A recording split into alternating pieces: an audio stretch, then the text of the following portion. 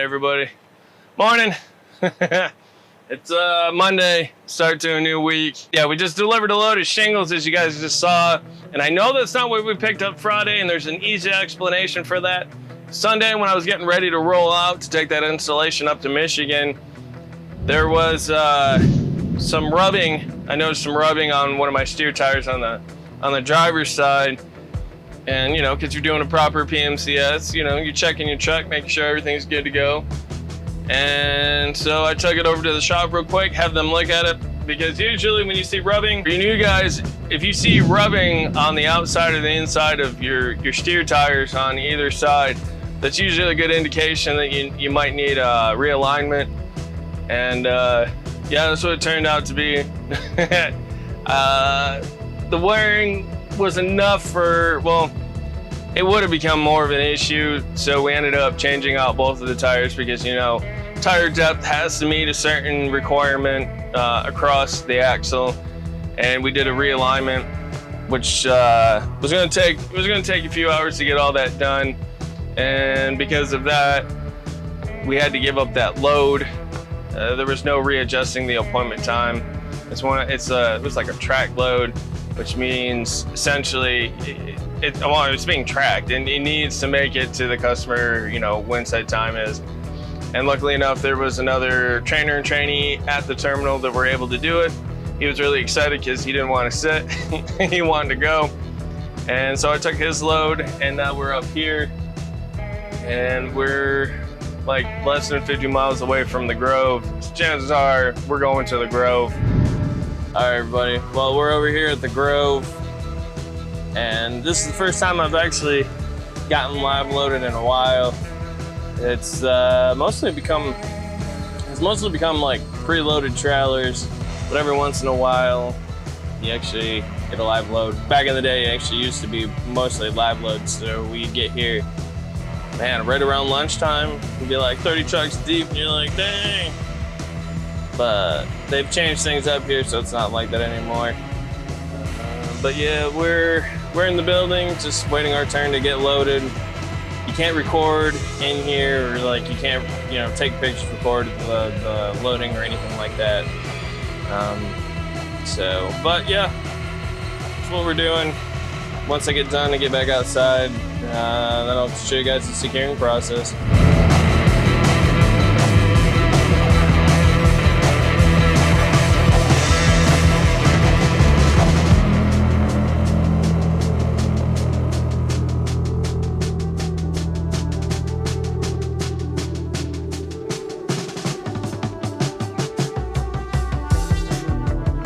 So real quick, what we're doing is we pulled up to a tarping station at Silver Grove. TMC actually hires a bunch of people to tarp the loads and everything, not just for TMC, but for every load that comes through here.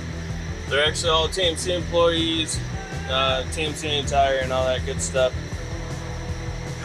It's super hot in here, and I'm ready to get back outside because I'm sweating my ass off. But yeah, you pull underneath this big like curtain thing. They raise up the tarps, and then they lower the tarps on your load. So, but we're almost done.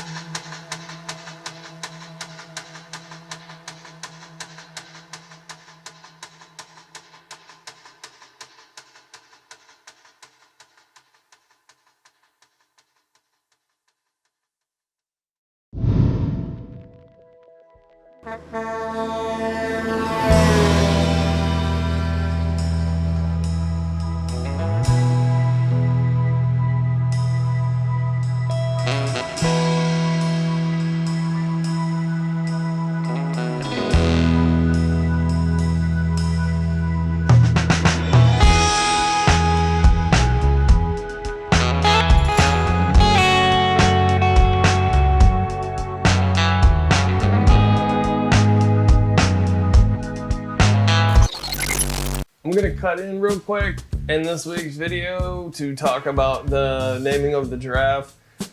Not gonna lie, I completely skipped my mind. And if it wasn't for my wife reminding me, I would have completely forgot about it. With that being said, I have looked over YouTube, Instagram, and Twitter, and I've picked 5. Just so you guys are aware, one of them is not Todd. I did not pick Todd. I understand why Todd was a highly recommended name for the giraffe, but unfortunately, unless you work at Team C, you wouldn't understand who Todd is. And unless Todd himself called me and said, name the giraffe after me, I will not name the giraffe Todd. That's how it's gonna be.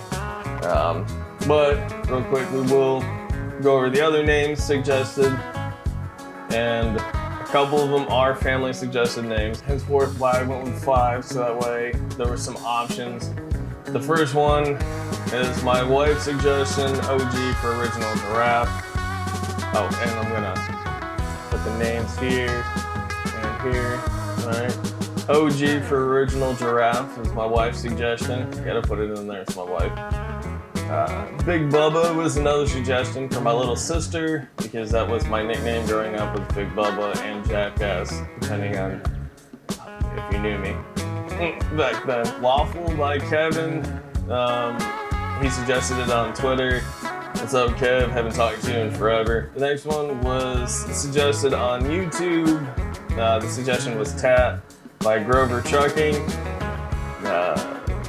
I guess the suggestion was based on like I got all my tattoos, just like how the giraffe has all his, spots and tats. And then last but not least, Buford. We went over all the other suggestions, and Buford, I don't know, just stood out. And that is from EJ on Instagram. I know a bunch of my family suggested a bunch of names, but I can only pick so many I want. Want to put it out there for everybody.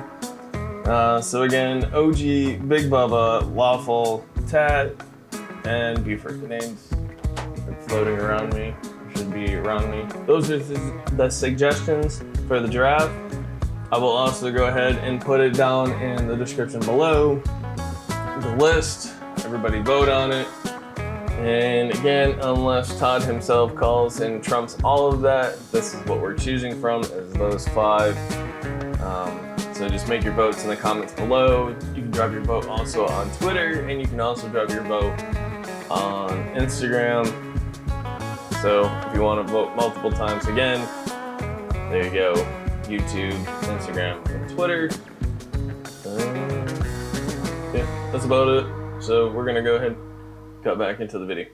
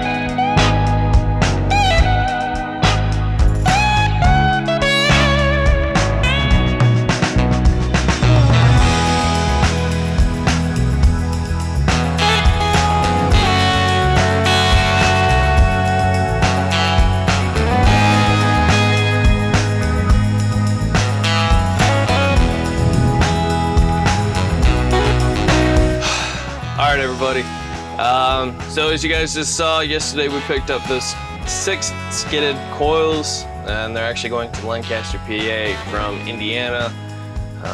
If you don't know, sidetrack, but each week with all the loads that I haul, I actually put down in the description below all the loads with the dispatched miles. Those aren't the actual miles, like what I actually drove, and it doesn't include the bounce miles, but this is, you know, the loads that TMC says, hey, this is your dispatch miles. which, you know, give or take, bounce, detour, stuff like that. But yeah. So this was supposed to be a 2-day run drop off and at Thursday. Yeah, so I'm actually making pretty good time. We should be in Lancaster within like the next 2 hours to drop these off. With a little bit of time left on my clock to spare. Hoping maybe I'll get another load, but again, trying to get another load late into the evening. Not a lot of options, and usually they're not good options. It's always best to be unloaded in the morning for obvious reasons. But yeah, we're killing it. Stopped at the Service Plaza here off the Pennsylvania Turnpike, and gonna go in there and get a bite to eat. But yeah, this is an update. So, oh, and we should be having a trainee join us next week as well. It was a guy that actually reached out to me on one of my YouTube videos and asked me, and yeah, I'm available, and he is getting ready to release, so it'll be cool. He'll be joining us next week for 5 weeks. This is the intended plan. I think, yeah, that's about it. All right, I'm gonna go get some meat. All right, everybody. Oh, show you guys some stuff. Oh, it's Thursday, by the way. So as you can see behind me, all the way down there, and then all the way down there. Here, let's zoom in a little bit. See all that? See the trucks going by. Yeah, we're stuck on an interstate. We're stuck on I-70 in Indiana, headed westbound. I think like 50 miles away from Indianapolis. And yep, completely stopped traffic. Super. Figured I'd record this because I want to share with you guys the reason for this traffic. And you're gonna hear trucks go by me, so nothing I can do about it. The reason for this traffic, or why the traffic stopped, is because up the road a little bit there's an exit, and someone was coming on the on-ramp, which means you're coming off the exit onto the interstate on-ramp, and decided that they were gonna play chicken with a semi truck. They connected, and now they got this side of the interstate blocked up. And they're really, I mean, there's only one lane, kids, at the traffic. So it's unfortunate because, well, it's in my clock, but when you're merging onto an interstate in all states, it's not just particular states, all states. When you merge onto an interstate, you yield to the interstate traffic, to the flow of traffic on the interstate. I don't know, some of you may have had a time or two where you tried to get on the interstate, traffic didn't move for you, you ended up right in the median or whatnot, and you got very angry at the vehicle or truck or whatever. Because legally, they don't have to move over for you. There's nothing that says that they have to move over. You have to yield the right of way to the traffic, the flow of traffic coming onto the interstate. Now, common courtesy in this situation would have been, you know, hey, ease up, especially the truck, you know, because it's in a construction zone, so that he could easily have eased up to let the car on. But he chose to be a prick, and unfortunately, he's in the right. I mean, technically, he's in the right. I mean, when you come on the interstate, you have to yield to the flow of traffic. You don't play chicken. You don't play chicken with a semi. You don't brake check semis. Semis don't stop on a dime like a car can, right? You hit the brakes in your car and you got your neck's hurt because you got whiplash. That's because, you know, cars are made to brake on a dime, or at least close to a dime. Semis don't. They don't. Google it. Google truck crashes or whatnot, and you'll see, like, I hit the brakes, especially doing, God, what is it, the old truck videos. If you're doing 55, I think it was in the old videos, maybe 50, and you hit the brakes, it takes a football length and a half for a truck to come to a complete stop. So yeah, just be smart. When you guys are getting onto an interstate and there's a truck, don't play chicken with it. Hopefully we can make it to a safe location before my time runs out.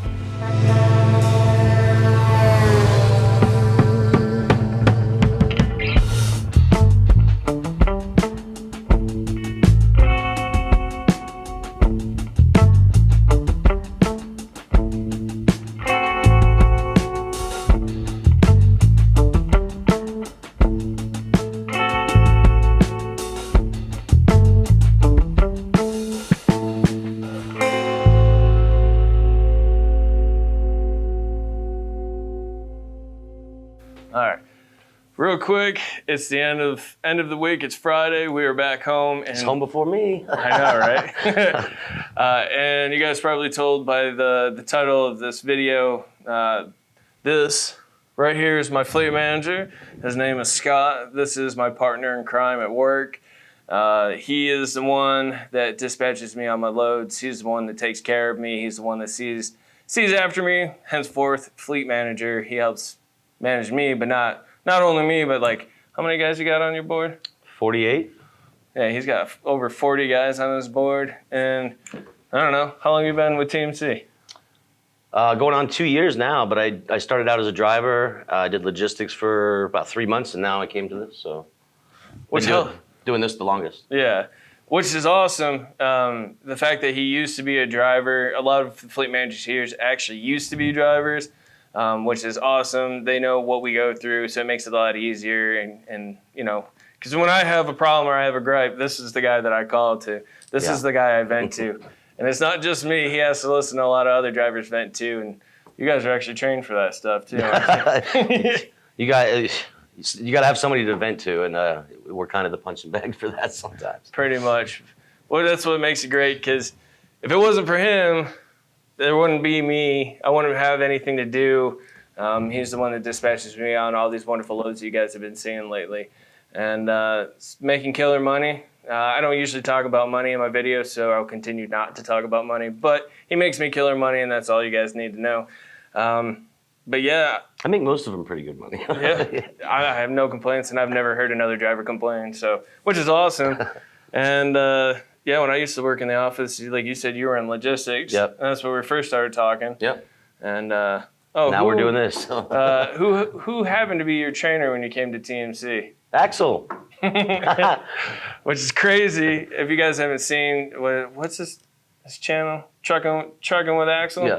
If you haven't seen, he's been doing YouTube a lot longer than me, so you totally should check out his stuff. He's got some great stuff. Trucking with Axel. Hi, Axel. Shirts are on, as you can see. But yeah, so. And Axel's fleet manager was my fleet manager trainer. No kidding. Yeah, small world. It's weird because there's so many people in the company, and yet it's just so small at the same time. But yeah, and you used to live in the Northeast? Yep, from Boston. Well, from Maine, but I lived in Boston when I drove for TMC. So there's ways to make money in the Northeast. I wish I had a guy from the Northeast on my fleet, man, just because I know the freight up there so well. Yeah.